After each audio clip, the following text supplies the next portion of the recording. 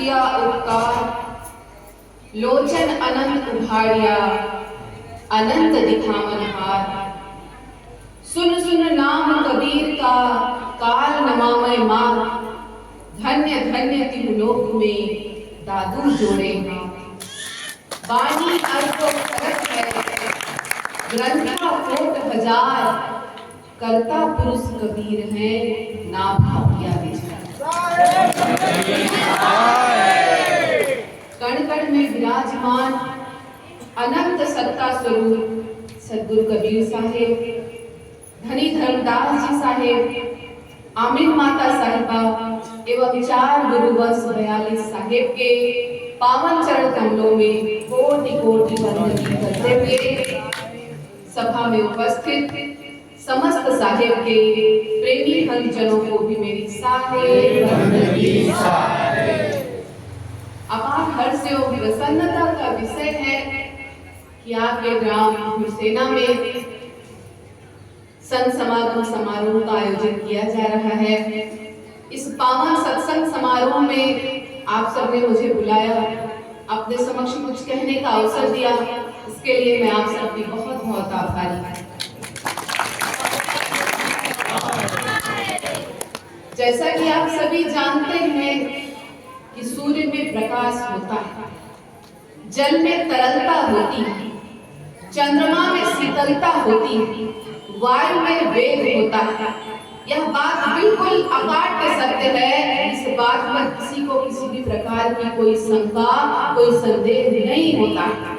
वैसे ही इस बात में भी कोई शंका, कोई संदेह नहीं है कि हमारे सद्गुरु कबीर साहब बंदी छोड़ मुक्ति के दाता है। यह बात अकाट्य सत्य है, क्योंकि ये सद्गुरु का स्वाभाविक गुण होता है। सद्गुरु कबीर साहब सत्य का साक्षात्कार कराने वाले मुक्त पुरुष हैं, और जो भी जीव उनकी शरण में जाता है वे उसे मुक्ति अवश्य प्रदान करते हैं। स्वयं साहब इस बात को कहते हैं, सद्गुरु कबीर साहब स्वयं इस बात को कहते हैं कि मैं कबीर बिचलाऊं नहीं, शब्द मोर समरथ। ताको लोग पहुंचाई हो जो चढ़े सब जगह। भाव सागर से पार उतारने का सामर्थ्य सिर्फ सद्गुरु कबीर साहब के पास। सद्गुरु ही इस संसार से जीव को पार ले जा सकते हैं। इस संसार में अन्य किसी के पास इतनी शक्ति, इतना सामर्थ्य नहीं कि भाव सागर में आए जीव को भाव सागर से पार ले जा सके। मुक्ति का मार्ग सद्गुरु ही दिखा सकते हैं। तुलसीदास जी ने भी इस बात को कहा है कि गुरु बिनु भवनिज तरै न कोई, जो बिरंज संकट सम होई। तो सद्गुरु और कोई नहीं, शरीर धारण करके वे अजर अमर अविनाशी परम सत्ता सत्य पुरुष परमात्मा इस संसार में जीवों के जीवन को धन्य बनाने के लिए आए हुए। एक बार एक व्यक्ति सद्गुरु कबीर साहब के पास गया और बोला, साहब मेरे मन में 4 प्रश्न हैं, दया करें मेरे प्रश्नों का उत्तर, मेरी शंका का समाधान है। साहब ने पूछा, कौन से 4 प्रश्न हैं बताओ। व्यक्ति ने कहा, साहेब मेरा पहला प्रश्न है कि मानव के जीवन में इस संसार में सबसे अच्छा दिन कौन सा होता है। मेरा दूसरा प्रश्न है कि इस संसार में हमारे जीवन में सबसे सुंदर घड़ी कौन सी होती है जो हमारे जीवन को धन्य करती है। मेरा तीसरा प्रश्न है कि इस संसार में सबसे बड़ा सुख कौन सा है, संसार का सबसे बड़ा सुख कौन सा है। और मेरा चौथा प्रश्न है कि इस संसार में सबसे दुर्लभ क्या है। दया करें, कृपा करें मेरे चारों प्रश्नों का उत्तर। साहब ने कहा, जरूर मैं तुम्हारे प्रश्नों का उत्तर अवश्य दूंगा। तो पहला प्रश्न था कि इस संसार में सबसे अच्छा दिन कौन सा होता है। साहेब ने कहा, कबीर दिन सोई भला, कबीर दिन सोई भला, जा दिन संत मिलाए, अंके भर भर भेटिया, पाप शरीर हो जाए। इस संसार में मनुष्य के जीवन में सबसे अच्छा दिन वही होता है जब मनुष्य को संत का दर्शन होता है, सद्गुरु का दर्शन होता होता है। और जब सदगुरु का दर्शन हो जाए, जब सदगुरु का दर्शन हो जाए तो पूर्ण रूपेण भक्त का समर्पण होता है। वही दिन इस संसार में मनुष्य के जीवन में सबसे उत्तम होता है। आगे व्यक्ति ने प्रश्न किया था कि मानव के जीवन में सबसे अच्छी घड़ी कौन सी है? तो साहब ने उत्तर दिया, कबीरा संगत साधु की, साहेब की आवे याद, लेखे में सोई घड़ी, बाकी का दिन रात। बस मनुष्य के जीवन में वही घड़ी श्रेष्ठ है जब उसे साहेब का दर्शन हो, साहेब की संगत मिले, साहेब का साथ मिले और साहेब के भक्ति भाव, साहेब के चरण शरण में यह सुरती या हृदय या मन लगा रहे। जिस पल जिस क्षण साहेब के संग सुरती लग जाए, उनसे प्रेम भक्ति का भाव लग जाए, बस वही घड़ी जीवन में सर्वश्रेष्ठ है। मानव जीवन को धन्य करने वाली है। मानव जीवन को धन्य करने वाली घड़ी बस वही होती है जब जीव सत्संग में चला जाए। एक बड़ी सुंदर सी कथा इस बात पर भी याद आ रही है। देखिए कथा के अंदर एक बार एक व्यक्ति एक संत जी के पास गया और बोला, संत जी मैंने सत्संग की बड़ी महिमा सुनी है कि सत्संग करने से ये जीवन धन्य होता, तो दया करें, कृपा करें, बताएं कि रोज कितनी देर का सत्संग कर लिया जाए तो ये जीवन सफल हो जाए। संत जी ने कहा, तू एक घड़ी का सत्संग रोज कर ले, तेरा जीवन सफल हो जाएगा। एक घड़ी लगभग 22.5 मिनट की होती, तो तू रोज 22.5 मिनट का सत्संग कर ले, साहेब का सुमिरन भजन कर ले, तेरा जीवन सफल हो जाए। यह सुनकर व्यक्ति बोला, संत जी रोज 22.5 मिनट का समय निकालना बड़ा कठिन हो जाएगा। मैं तो इतना व्यस्त रहता हूँ कि अपने घर परिवार वालों के साथ बैठकर 4 बात बोलने का समय नहीं मिलता। इतनी व्यस्तता होती है जीवन में, इतना काम में व्यस्त रहता हूँ मैं कि कभी कभी घर परिवार वालों के साथ बैठकर 4 बातें भी नहीं कर पाता हूँ। रोज 22.5 मिनट का भजन सत्संग कहाँ से करूँ? दया करते, कृपा करते, थोड़ा कम कर देते, थोड़ा और कम कर देते, जितनी देर का सत्संग करने से मेरा जीवन सफल हो जाए, कम करके बता दीजिए। संत जी ने कहा, जाओ तुम इस एक घड़ी अर्थात 22.5 मिनट का आधा कर लो। कितना हो गया? लगभग 11:15। 11:15 मिनट का सत्संग तुम रोज कर लो, साहेब का भजन सुमिरन रोज कर लो, तो जीवन सफल हो जाएगा। अब वह व्यक्ति पुनः हाथ जोड़कर बोला, संत जी रोज 11:15 मिनट बड़ा मुश्किल हो जाएगा, इतना समय निकालना, ये नियम बांधना 11:15 मिनट का बड़ा मुश्किल हो जाएगा। कभी कभी तो मैं इतना व्यस्त रहता हूँ कि भोजन करने का समय नहीं मिलता, पानी पी के काम चला लेता हूँ, भोजन करने का समय नहीं मिलता। कभी कभी 11:15 मिनट भजन सत्संग कहाँ से करूँगा? दया करते, कृपा करते, थोड़ा और कम कर देते, थोड़ा और कम समय में मेरा जीवन सफल हो जाए, बता देते कितनी देर में साहेब का भजन सुमिरन करूं, सत्संग करूं। फिर साहेब ने कहा, अच्छा ठीक है। संत जी ने कहा, ठीक है, चल तू इसका भी आधा कर, 11:15 मिनट का भी आधा कर ले। लगभग 5:30 पौने 6 मिनट का समय, 5:30 से 6 मिनट का समय तू रोज अपने जीवन से निकाल, साहेब का भजन सुमिरन करने में तेरा जीवन सफल हो जाएगा। अब वह व्यक्ति पुनः हाथ जोड़कर बोलता है, संत जी रोज 5.5-6 मिनट परमात्मा का सुमिरन करने में निकालना, सत्संग में निकालना बड़ा कठिन हो जाएगा। मैं तो इतना व्यस्त रहता हूँ, इतना व्यस्त रहता हूँ कि कभी कभी सांस लेने का भी समय नहीं मिलता। वो 5.5-6 मिनट का समय क्या निकालूंगा? तो संत जी ने कहा कि अगर तुम अपने 24 घंटे में से 5.5-6 मिनट भी साहेब के नाम सुमिरन में नहीं निकाल सकता तो श्वास लेता ही क्यों? अगर तुझे सांस लेने का समय नहीं मिल रहा है तो सांस मत ही ले, क्योंकि ऐसी सांस का क्या मतलब जो साहेब के भजन सुमिरन में न निकले। जिस परमात्मा ने ये तन दिया, ये मन दिया, ये जीवन दिया, श्वासों की जमा पूंजी को उनके भक्ति में, उनके सुमिरन में, सत्संग में न लगाना, इससे बड़ा जीवन में दुख कष्ट क्या? तो ऐसी सांस लेने का क्या फायदा है कि तू साहेब के भजन सुमिरन में नहीं लगाता? इससे अच्छा तू सांस लेती, पूरा जीवन 24 घंटे दिन भर में सांसारिक माया के पीछे भागते भागते लगा देता है, और जिसकी दया से, जिसकी कृपा से तुझे ये जीवन मिला, उनका भजन सुमिरन करने का तेरे पास समय नहीं है, तो तेरी जिंदगी को कोई नहीं बचा सकता है। तेरी जिंदगी तो बर्बाद ही, तेरी जिंदगी तो बर्बाद ही है। तेरी जिंदगी रूपी भैंस तो गई चुल्लू भर पानी में, और जा तू भी कहीं डूब मर चुल्लू भर पानी में। साहेब ने इसीलिए कहा है, एक घड़ी आधी घड़ी, आधी की बुनियाद, कबीरा संगत साधु की कटे कोटि अपराध। तो साहेब के नाम का सुमिरन भजन जीवन में आवश्यक है। प्रति पल प्रति क्षण साहेब का भजन सुमिरन श्वासों की माला पर चलता रहे। यह जीवन सांसारिक कर्तव्यों के निर्वहन करता रहे और श्वासों की माला पर साहेब का नाम, सत्य नाम चलता रहे। बस यही सच्ची साधना है, यही सच्ची साधना है। तो साहेब के नाम का सुमिरन करना है। जिस घड़ी साहेब का सुमिरन हो जाए, जिस घड़ी साहेब से यह हृदय के तार जुड़ जाएं और साहेब के नाम का सुमिरन मुझ पर होने लगे, प्रत्येक श्वास पर होने लगे, बस वही घड़ी जीवन को सफल सार्थक धन्य बनाने वाली है। तीसरा प्रश्न था, इस संसार में सबसे बड़ा सुख कौन सा है? इस संसार में सबसे बड़ा सुख क्या है?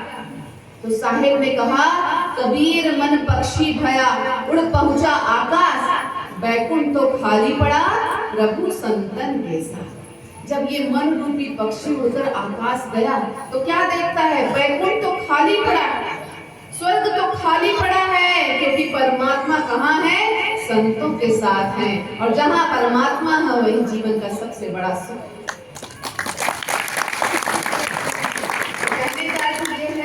संसार में सबसे बड़ा सुख संतों के साथ है, क्योंकि वहां परमात्मा का दर्शन हो, परमात्मा का दीदार हो। तो जीवन में सबसे बड़ा सुख संतों के साथ है, सत्संग में। अब देखिए मनुष्य की अज्ञानता, मनुष्य जब भी सुख की बात करता है, सुख शब्द उसके मुख पर आया तो मन में क्या विचार आता है? सुख शब्द आते ही मन में एक ही शब्द आता है, क्या? स्वर्ग। स्वर्ग, सुख अर्थात सुख। स्वर्ग जैसा सुख इस संसार में और कहीं नहीं। मनुष्य यही समझता है।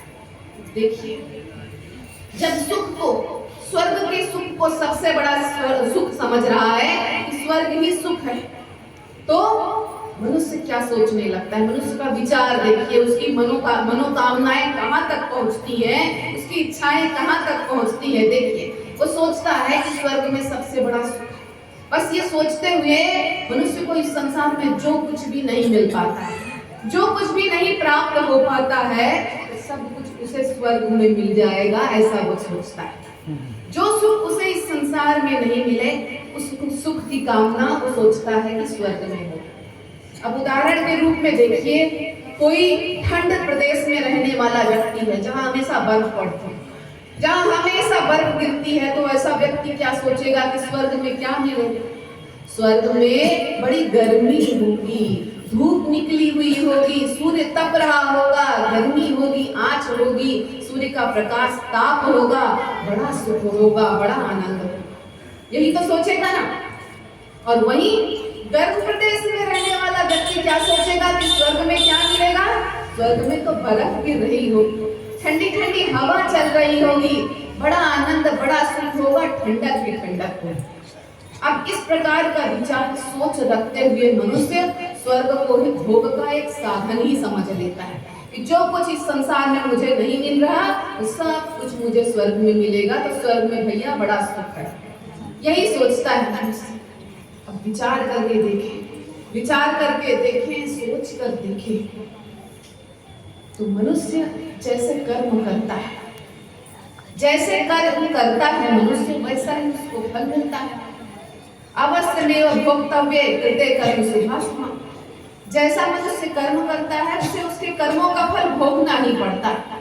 तो यदि कोई मनुष्य अच्छे कर्म कर रहा है, उसके जीवन में पुण्य संचित हो गया और उस पुण्य को प्राप्त करने के बाद वो स्वर्ग चला गया, तो क्या हमेशा वो स्वर्ग में रहेगा? इस बात की कोई गारंटी है? नहीं है। जब पुण्य क्षीण होंगे स्वर्ग में, जब स्वर्ग में पुण्य क्षीण होंगे तो उसे वापस इसी मृत्यु लोक में आना है। ऐसे ही जब मनुष्य अशुभ कर्म करता है, गलत कार्य करता है, बुरे कर्म करता है, तो अशुभ कार्यों के परिणाम स्वरूप उसे नरक की यातना भुगतनी पड़ती है। पर यहाँ भी यह बात नहीं हो सकती कि वो हमेशा नरक में ही रहेगा, नरक में ही दुख झेलेगा। जब उसके बुरे कर्मों के परिणाम स्वरूप जो फल उसे मिला है, वो बुरे कर्मों का फल समाप्त हो जाएगा। जितनी यातना उसको सहनी थी वो सह लेगा, उसके बाद उसे वापस इसी मृत्यु लोक में आना पड़ेगा। तो आवागमन का बंधन तो फिर भी शेष ही रह गया ना, स्वर्ग में रहो कि नरक में रहो, आवागमन का बंधन फिर भी शेष रह गया। जीव इस मृत्यु लोक में ही आएगा, चाहे अच्छे कर्म कर पुण्य प्राप्त कर स्वर्ग में जाए, चाहे बुरे कर्म करके पाप करके नरक में जाए, वापस इस संसार में आना ही पड़ेगा। तो स्वर्ग और नरक से अच्छा तो ये मृत्यु लोक है भाई। कम से कम इस संसार में रहकर मानव जीवन धारण करके, मानव तन धारण करके सच्चे कर्म, सत्संग, भजन, साहेब के नाम का सुमिरन कीर्तन करके आवागमन के बंधन से मुक्त तो हो सकता है। न स्वर्ग जाना है न नरक जाना है, सीधा सत्यपुरुष परमात्मा से मिलकर एक में हो जाना। जीवात्मा परमात्मा से मिलकर एक में होगी कब? जब जीव इस भव सागर में सद्गुरु की शरण में जाएगा, क्योंकि सद्गुरु ही सत्यपुरुष परमात्मा, सत्यपुरुष परमात्मा है। उनकी शरण में जाने पर जीव इस भव बंधन, इस जन्म मरण के चक्कर से, आवागमन के बंधन से मुक्त हो जाएगा, परमात्मा से एक में हो जाएगा। और जब जीव परमात्मा से एक में हो गया, परमात्मा का दीदार कर लिया, उनसे एक में पूर्ण समर्पण भक्ति प्रेम कर लिया और मिल गया उनसे, तो फिर जीवन में और दुख क्या, सुख क्या, सब कुछ समाप्त और परमात्मा स्वरूप हो जाएगा।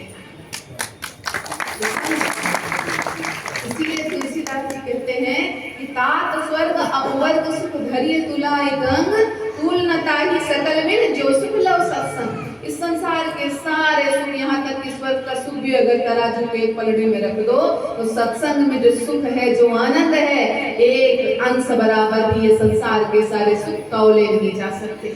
क्यों? क्योंकि सत्संग अर्थात सत्य पुरुष परमात्मा का संग। तो उससे बड़ा सुख जीवन में और क्या हो।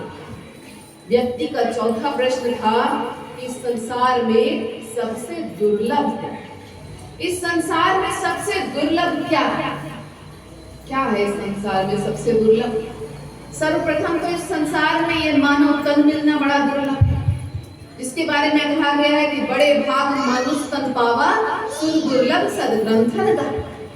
जिसे पाने के लिए देवी देवता तक तरसते हैं, ये मानव तन मिलना बड़े भाग्य की बात है, बड़ा दुर्लभ है ये मानव जीवन प्राप्त करना।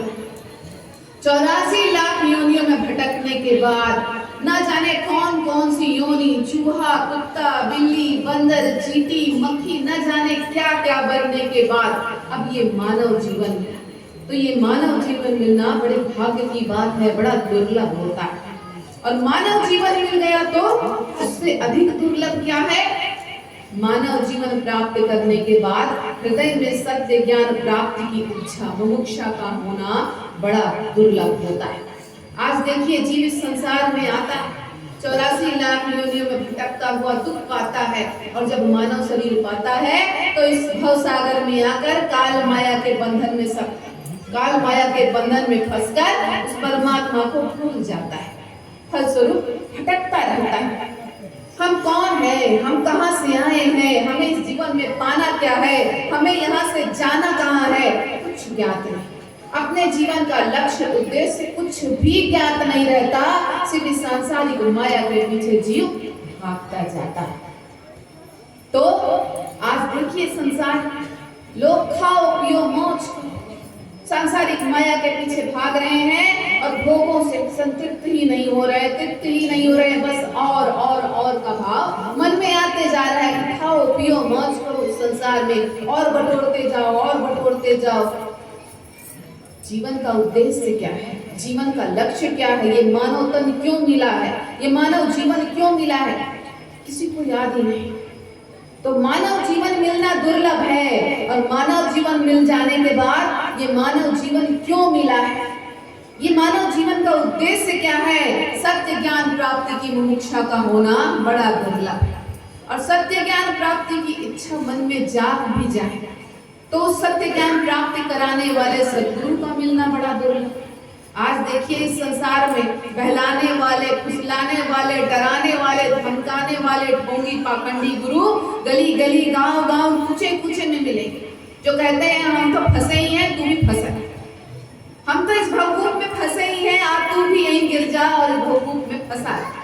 तो ऐसे डराने, बहलाने, फुसलाने वाले ढोंगी पाखंडी गुरु इस संसार में बहुत मिलेंगे, पर सत्य का ज्ञान कराने वाले, परमात्मा दर्शन कराने वाले, परमात्मा प्राप्ति कराने वाले सद्गुरु का मिलना बड़ा ही दुर्लभ है।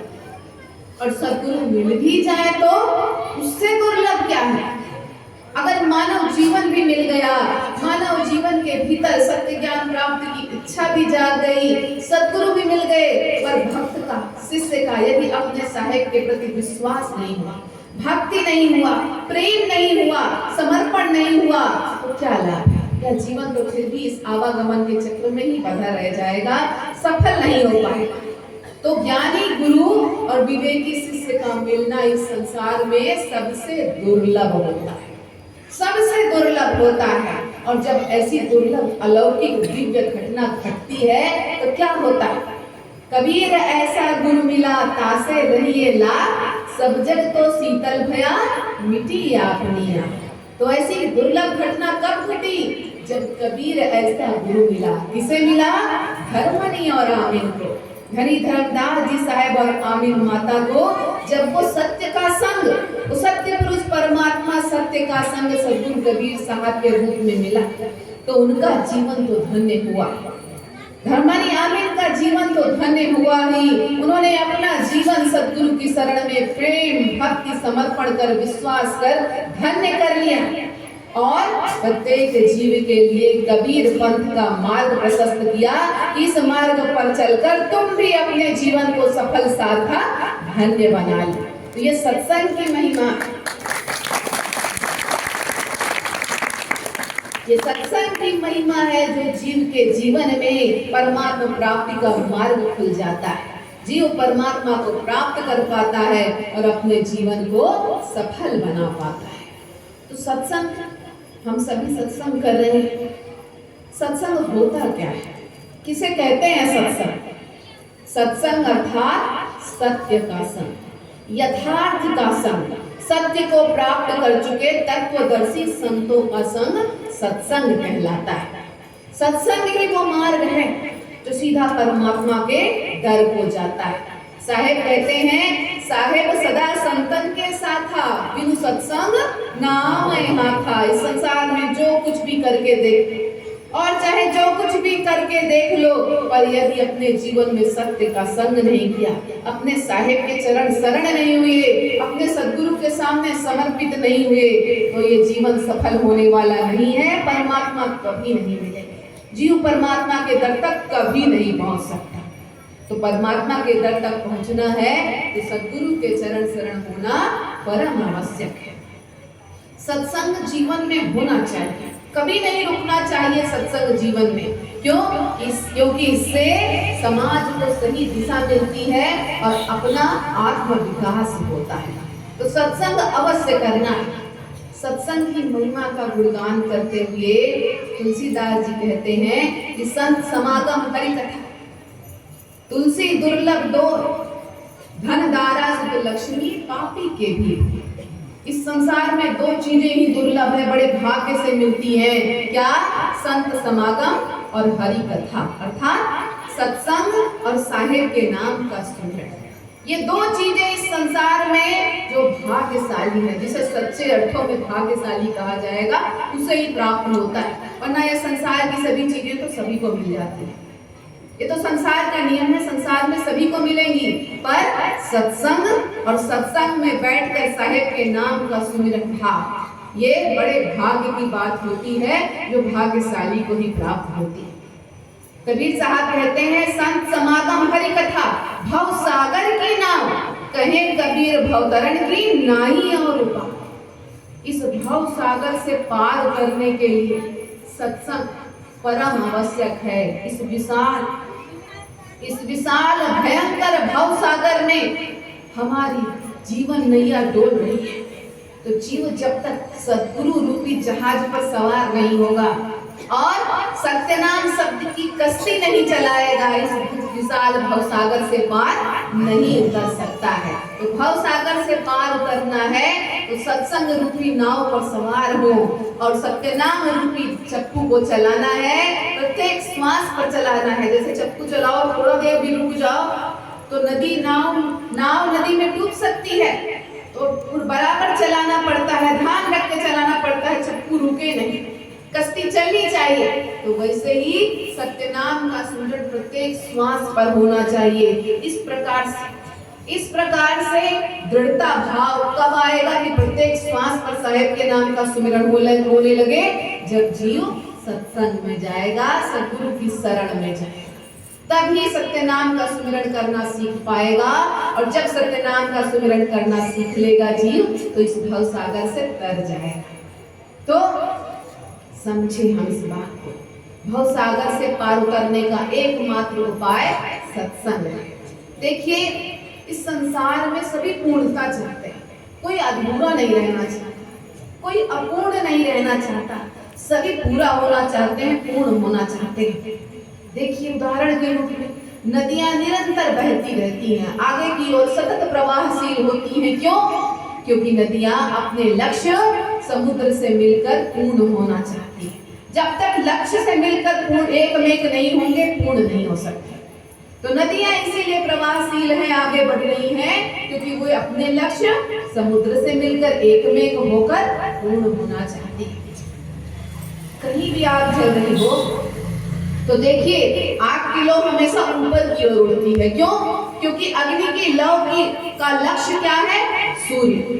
तो अग्नि की लौ अपने लक्ष्य सूर्य से मिलकर पूर्ण होना चाहती है, एकमेक होकर पूर्ण होना चाहती है। वैसे ही ये मानव जीवन है, ये मानव जीवन सतत निरंतर प्रवाहशील है, आगे की ओर बढ़ रहा है। क्यों बढ़ रहा है? क्योंकि ये जीवात्मा परमात्मा से मिलकर एकमेक होकर पूर्ण होना चाहती है।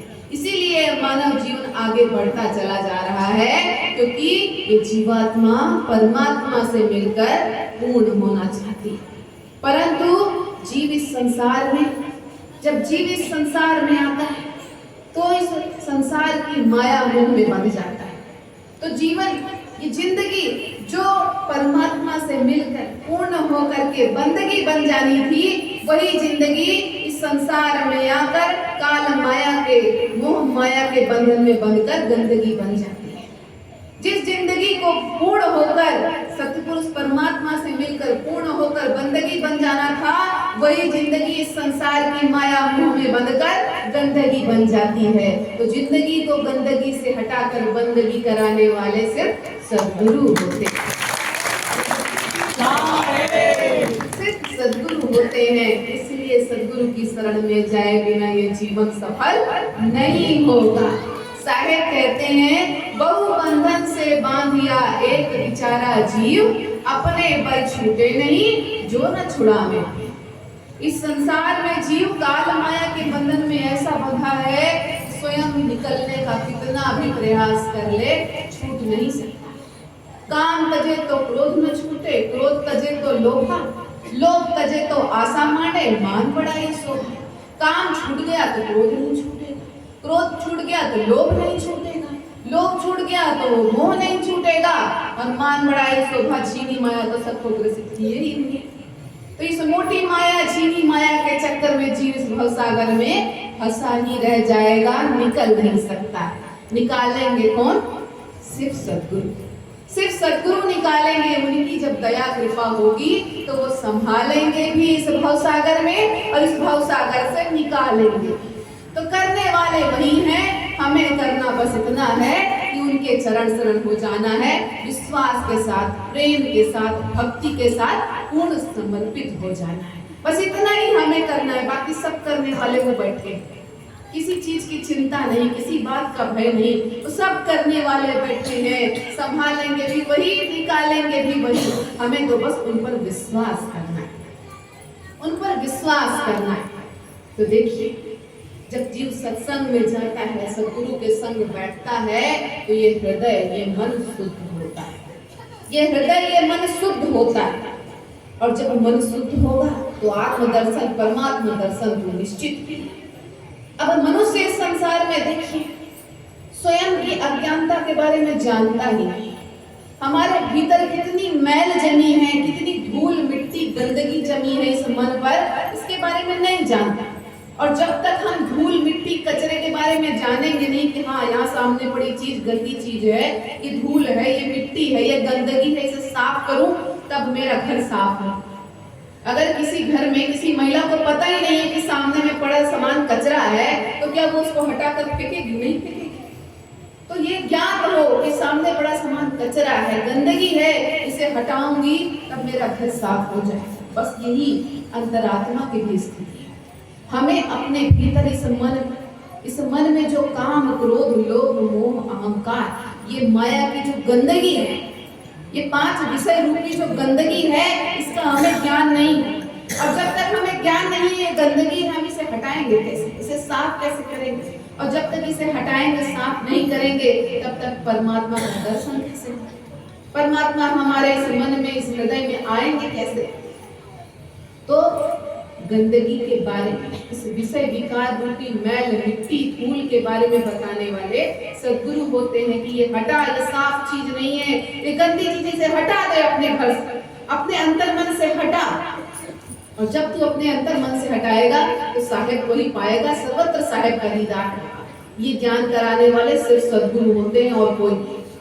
अभी शरीर पर कहीं गंदगी लग जाती है, कहीं जा रहे, बड़ी जोर की आंधी चली, तूफान आया, या कोई गाड़ी बगल से गुजर गई, धूल मिट्टी लग गई, कई बार तो बारिश में कीचड़ उछल जाता, अब गंदा हो गया शरीर, कपड़े गंदे हो गए, शरीर गंदा हो गया, तो क्या करेंगे? आसपास कहीं नदी होगी, थोड़ा एक डुबकी लगा लेंगे कि चलो साफ हो जाए। तो नदी में उतर जाएंगे, नदी में स्नान करके, जल में स्नान करके इस तन की गंदगी को दूर कर लेते हैं, धूल मिट्टी की।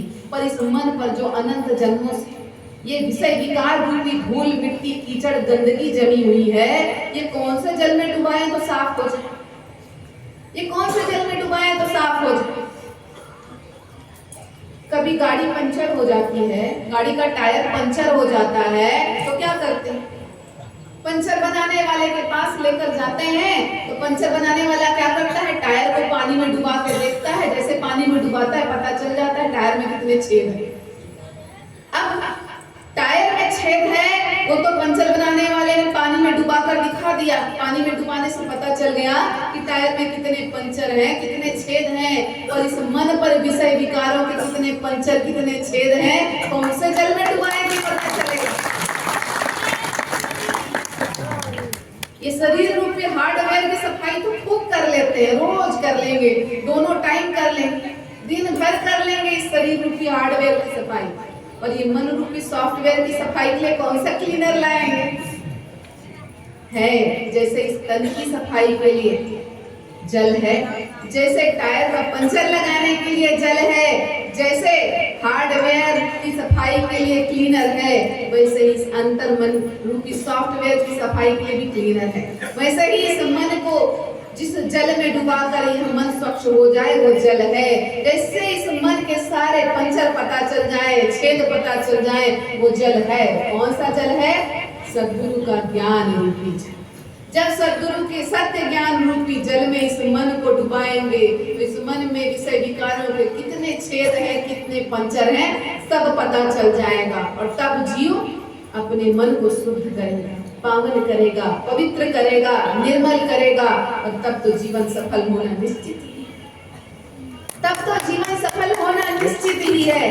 तभी तो साहेब ने कहा है, गुरु कुम्हार शिष्य कुंभ है, गढ़ गढ़ काढ़े खोट, अंतस हाथ संभाल दे, बाहर मारे छूट। अब देखिए, गुरु कुम्हार है, जैसे कुम्हार जब घड़ा बनाता है तो भीतर से संभाले रहता है, भीतर से सपोर्ट दिए रहता है, संभाले रहता है कि घड़ा टूट न जाए, और बाहर से चोट देते जाता है ताकि घड़े का सुंदर आकार बन जाए।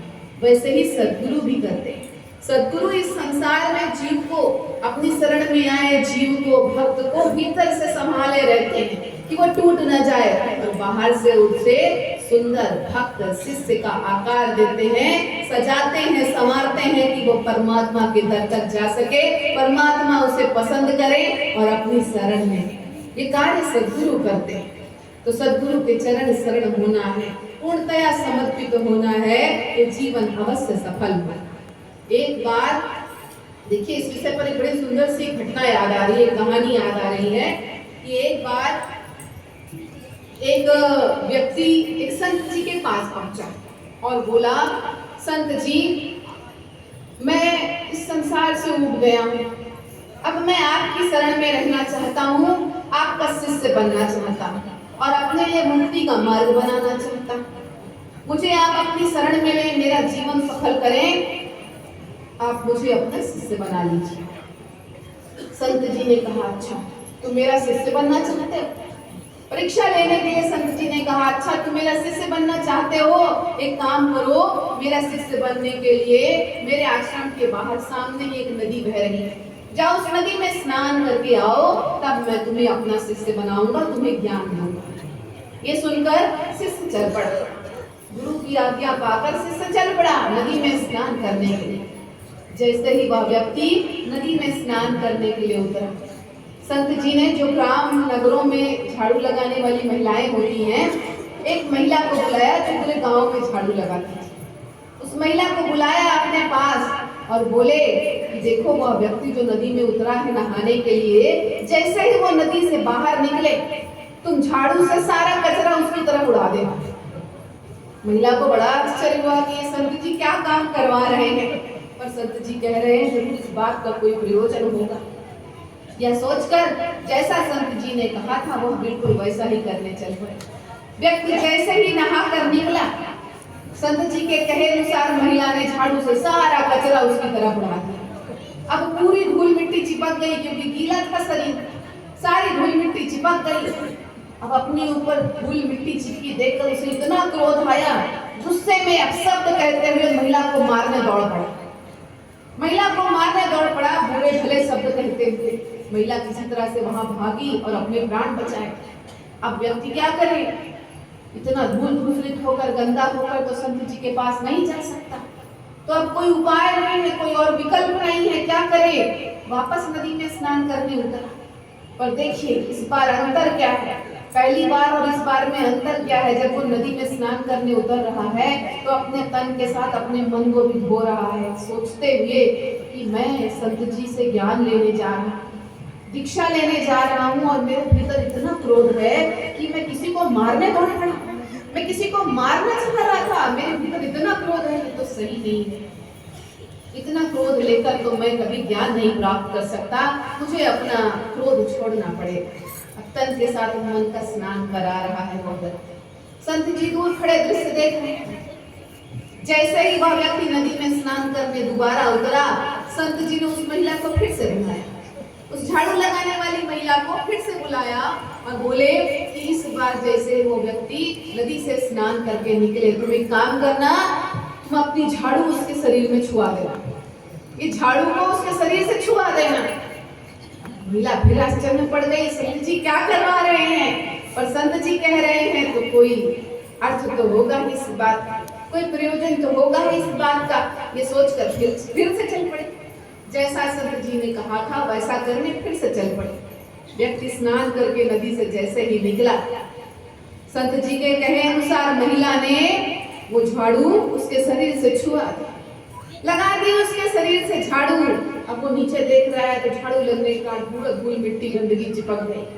पर इस बार देखिए, क्योंकि उसने अपने तन के साथ मन को धोया था, तो वह उस महिला को मारने नहीं दौड़ा। क्रोध तो आया, पर उसमें क्रोध पर संतुलन, क्रोध को बस में करने का प्रयास किया। तो महिला को मारने तो नहीं दौड़ा, पर अपनी पूरी रूप से, पूर्ण रूपेण से अपने क्रोध को संयमित नहीं कर सका। तो मुख से उसे बुरा भला कहने लगा, मुख से उसे क्रोध में बुरा भला कहने लगा। महिला वहां से हट गई।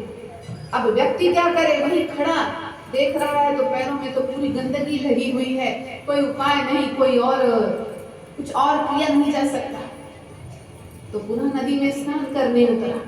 संत जी दूर खड़े सारा दृश्य देख रहे हैं। इस बार जैसे ही व्यक्ति नदी में स्नान करने उतरा, संत जी ने पुनः उस महिला को बुलाया और कहा, इस बार जैसे वो व्यक्ति स्नान करके निकले नदी से बाहर, कचरे से भरा हुआ पूरा टोकरा उसके ऊपर उलट गया। महिला बड़े असर में, आज संत जी मरवा ही देंगे पूरी तरीके से, आज छोड़ेंगे नहीं, पता नहीं क्यों ये काम करवा रहे हैं। तो संत जी कह रहे हैं तो कोई अर्थ तो होगा। चलिए, अब जैसा संत जी कह रहे हैं मुझे वैसा करना ही है, चाहे मेरे प्राण भी क्यों न चले जाए। ये सोचकर संत जी के कहे अनुसार महिला चल पड़ी। व्यक्ति जैसे ही नदी में स्नान करने गया तो सोच रहा है कि मेरे अंदर इतना क्रोध कि मैं किसी के बारे में बुरा भला कह रहा हूँ। इतना बुरा भला कहना सही नहीं है। मेरे भीतर इतना क्रोध है कि मैं किसी को कुछ भी बोल रहा हूँ। मैं कैसे ज्ञान का अधिकारी बन सकता हूँ? मुझे इतना क्रोध नहीं करना चाहिए।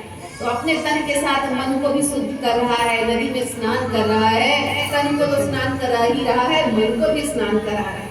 और संत जी देख रहे हैं कि ठीक है, सांप ने काटना छोड़ दिया, फुफकारना बचा है, इसका फुफकारना भी निकाल देता हूँ। तो संत जी के कहे अनुसार महिला पहुंची। संत जी ने कहा कि इस बार पूरा कचरे से भरा टोकरा उसके ऊपर उड़ेल देना। तो जैसे ही व्यक्ति स्नान करके नदी से बाहर निकला, संत जी के कहे अनुसार महिला ने कचरे से भरा टोकरा उसके ऊपर उलट दिया। अब इस बार देखिए, बिल्कुल अलग दृश्य, चमत्कार हो गए।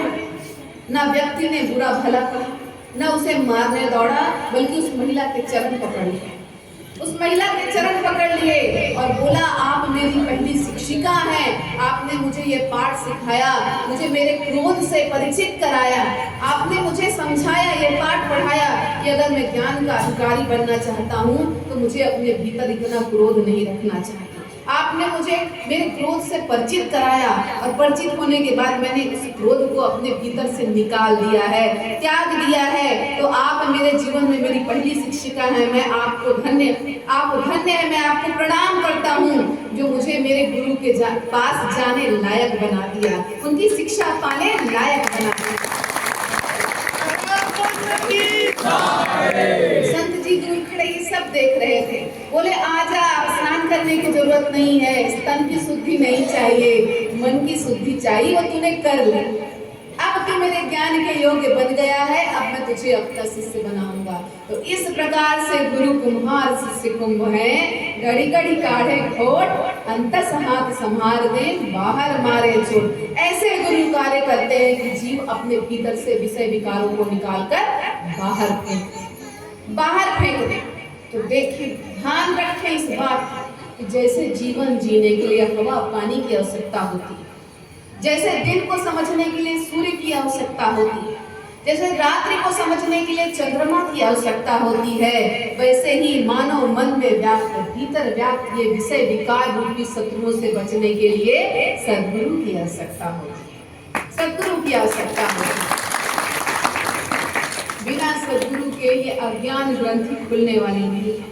और जब तक अज्ञान ग्रंथि खुलेगी नहीं, तब तक परमात्मा का दर्शन, परमात्मा का दीदार, ज्ञान की प्राप्ति कैसे होगी? परम तत्व के ज्ञान की प्राप्ति कैसे होगी? तो परम ज्ञान को प्राप्त कराने वाले सद्गुरु होते हैं। देखिए, कहा जाता है कि जब तक जीवन में गुरु नहीं, तब तक जीवन शुरू नहीं। कहा जाता है ना, बहुत जगह आपने पढ़ा सुना होगा कि जब तक जीवन में गुरु नहीं, तब तक जीवन शुरू नहीं। क्यों कहा गया ऐसा क्यों कहा गया है? ऐसा इसलिए कहा गया है कि जीवन की शुरुआत जन्म ले लेने से नहीं होती। जीवन की शुरुआत जन्म ले लेने के अर्थ को समझ लेने से होती है, और ये अर्थ हमें सद्गुरु समझाते हैं। हम इस संसार में क्यों आए हैं, हमें ये मानव जीवन मिला है, क्यों मिला है, हमें इस मानव जीवन में क्या प्राप्त करना है? क्या इस पेट को भरने के लिए, इस शरीर के रक्षण पोषण के लिए ये मानव शरीर मिला? अगर इस पेट को भरने, इस शरीर के रक्षण पोषण के लिए ये मानव जीवन मिला होता तो ये पेट तो जानवर भी पाल लेते हैं, अपने शरीर की रक्षा तो पशु पक्षी भी कर लेते हैं। फिर ये मानव जीवन क्यों मिला है, जिसे कहा जाता है मानुष जन्म अनमोल। मानुष जन्म अनमोल है जिसे कहा गया। क्यों कहा गया? क्योंकि ये मानव जन्म प्राप्त करने के बाद ही जीव इस काल माया के जो खेल है इससे मुक्त हो सकता है, आवागमन के बंधन से मुक्त हो सकता है। तो जीवन जन्म ले लेने से शुरू नहीं होता है।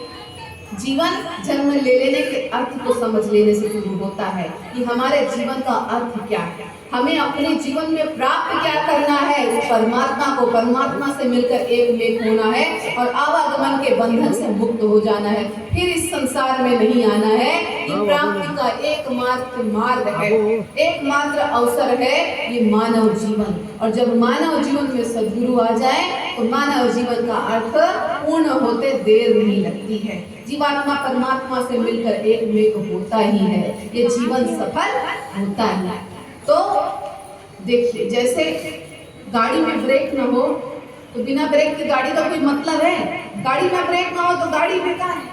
वैसे ही जिस मानव जीवन में गुरु न हो वो मानव जीवन भी बेकार है। क्यों? क्योंकि इस संसार की माया के विषय विकारों की तरफ अनियंत्रित सा चलता हुआ यह मानव जीवन भवकूप में गिर जाए, गड्ढे में, इस भवसागर रूपी गड्ढे में गिरा रह जाएगा। इस संसार रूपी गड्ढे में गिर ही जाना है, मानव जीवन को फंसे ही रह जाना है, क्योंकि अनियंत्रित ब्रेक काम ही नहीं कर रहा है। तो ब्रेक कौन है? सद्गुरु, जो सही और गलत दिखाते हैं, समझाते हैं इधर नहीं जाना, इस माया की तरफ मुख नहीं करना है, परमात्मा की तरफ मुख करना है। दुर्गुणों को जीवन में धारण नहीं करना है, सद्गुणों को जीवन में धारण करना है, परम प्राप्ति का मार्ग बनाना है। तो जैसे जिस गाड़ी में ब्रेक नहीं वो गाड़ी बेकार, वैसे ही जिस मानव जीवन में गुरु नहीं वो जीवन भी बेकार। इस संसार में ही भटकता रहेगा, गिरता पड़ता रहेगा, सफल नहीं हो पाएगा, अपने लक्ष्य को प्राप्त नहीं कर पाएगा। जहाँ जाना है वहां तक कभी पहुंच ही नहीं सकता ये मानव जीवन। ये मानव जीवन रूपी गाड़ी वहां तक पहुंच ही नहीं सकती जहां तक जाना है, जब तक जीवन में गुरु रूपी ब्रेक ना।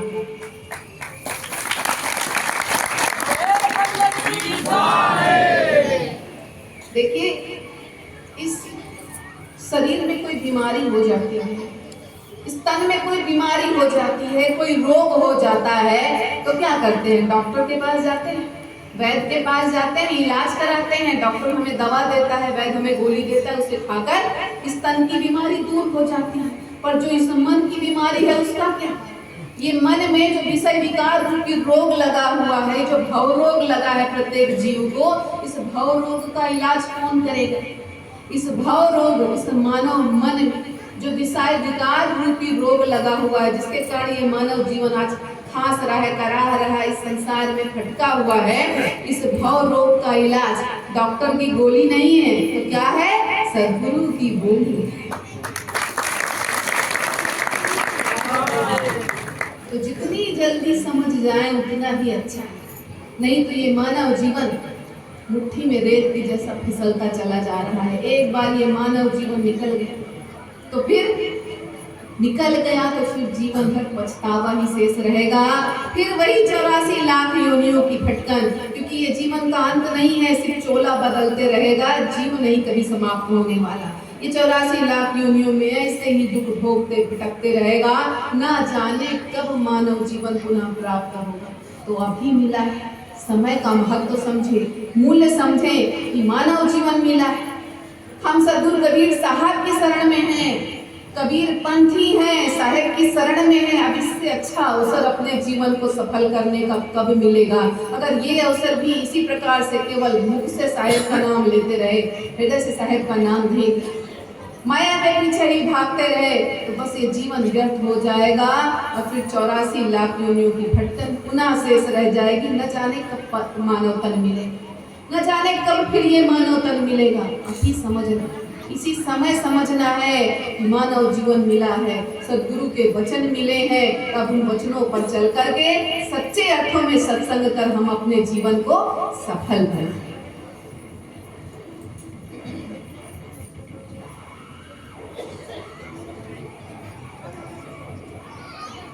तो सत्संग का अर्थ समझना, सत्संग का जीवन में बड़ा महत्व होता है। देखिए, सत्संग से जीवन में चमत्कार होता है। अब चमत्कार, ये ऐसे चमत्कार मत समझना कि अभी ऐसे करूं और सोना निकल जाए मेरे हाथ में, ऐसा वाला चमत्कार नहीं, ऐसा चमत्कार नहीं। अभी ऐसे एक चुटकी बजा दूं सामने कोई आदमी एक पैर का खड़ा है दोनों पैर का हो जाए, ऐसा चमत्कार नहीं। ये सत्संग, ये चमत्कार की बात नहीं हो रहा है, ये सब संसार की माया का भूल भुलैया है, जिसमें जीव भूलता भटकता रहता है, संसार में ही भटका रहता है। इस भूल भुलैया की बात नहीं। इस जीवन में सबसे बड़ा चमत्कार क्या है? जो जीव इस संसार में आया, जो जीव हंस था, परमात्मा का हंस था, वो हंस था, वो इस संसार में आकर सांसारिक माया के बंधन में बंधकर काला हो गया, कौवा बन गया। यही इस जीवन में सबसे बड़ा चमत्कार है कि सद्गुरु की शरण में जाने पर जो वो हंस जीव इस संसार में आकर माया के पीछे भागते हुए कौवा बन गया था, वो कौवा से वापस हंस बन जाए, अपने जीवन को सफल कर ले। यही इस जीवन का सबसे बड़ा चमत्कार है। और ये चमत्कार कौन करते हैं? ये चमत्कार कौन करते हैं? एकमात्र सद्गुरु। एकमात्र सद्गुरु ही इस हृदय का, इस जीवन का रूपांतरण करते हैं। सकारात्मक रूपांतरण सद्गुरु ही करते हैं। देखिए, काग भी इसी संसार में है, हंस भी इसी संसार में। काग अभक्ष्य पदार्थों का भक्षण करता है, जबकि हंस मोती चुनता है। तो हमें सोचना है, हमें चुनना है कि हम किस राह पर चलना चाहते हैं। जो हंस थे आके काग बन गए, तो संसार में काग बने, अभक्ष्य पदार्थों का भक्षण ही करते रहना है, अपने जीवन को व्यर्थ नष्ट ही कर देना है, या जिस रूप में हम इस संसार में आए थे वापस उसी रूप में जाकर उस परमात्मा से मिलकर एक मेक हो जाए, परमात्मा स्वरूप बन जाए।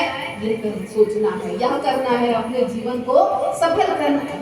तो हंस बनना है कि कौवा ही बना रहना है इस संसार में, ये हमें चुनना है। तो हंस बने, परमात्मा स्वरूप बने, अपने जीवन को सफल बनाए, और इस हेतु हमें सद्गुरु की शरण में जाना ही होगा। सद्गुरु की शरण में जाना ही होगा।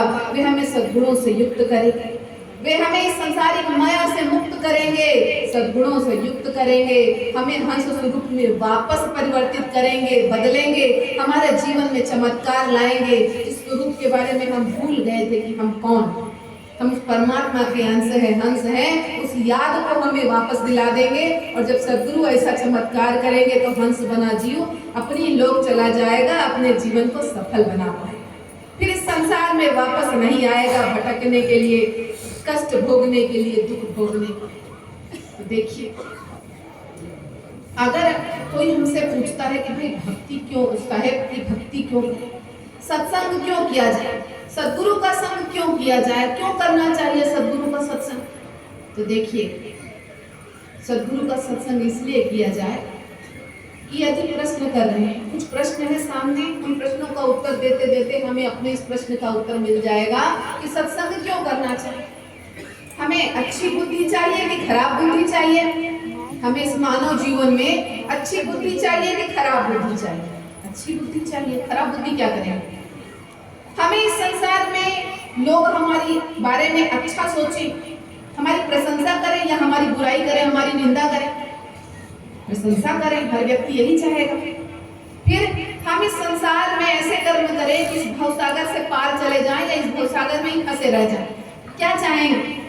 हम चाहेंगे कि हमें ये मानव तन मिला है तो हम इस भवसागर से पार चले जाएं। फिर हम इस संसार में धनवान बने या निर्धन रह जाएं, एक एक पैसे के लिए तरसते रह जाएं, या जीवन में इतना धन हो कि हम अपने अपने परिवार के जनों का, समाज का भला कर सकें। धन चाहिए। फिर हमें इस संसार में क्या व्यवहार चाहिए लोगों का, लोग हमारे साथ कैसा व्यवहार करें, अच्छा व्यवहार करें, भला व्यवहार करें या बुरा व्यवहार करें? सभी चाहेंगे कि जो भी हमसे मिले हमारे बारे में अच्छा सोचें, हमारे साथ भला व्यवहार करें। तो अगर ये सब कुछ अपने जीवन में चाहिए तो सत्संग तो परम आवश्यक है, क्योंकि तुलसीदास जी ने कहा है कि मत कीरति गति भूति भलाई, जब जहि जतन जहाँ जे पाई, सो जानो सत्संग प्रभाव, लोक हुए ना अनुपाव। और कोई उपाय, कोई चारा नहीं है। अगर इस संसार में रहकर सफल होना चाहते हैं तो एकमात्र सहारा है सत्संग, एकमात्र सहारा है सत्संग।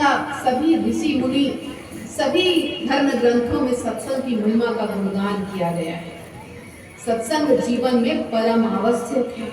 देखिए, सत्संग ही वो स्थल है जहाँ अपने परमात्मा के प्रति भक्ति, श्रद्धा, विश्वास दृढ़ होता है, जहाँ पर मनुष्य के भीतर विवेक आता है, जहाँ मनुष्य की वाणी पर सत्य का वास होता है।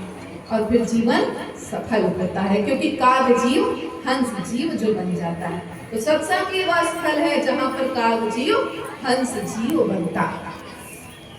तो गांव में कहावत कही जाती है कि जैसी संगत वैसी रंगत, जैसी संगत वैसी रंगत। अब इसका क्या अर्थ होता है, जैसी संगत वैसी रंगत? उदाहरण कितने सारे हैं संसार। एक छोटी सी चींटी को देखिए,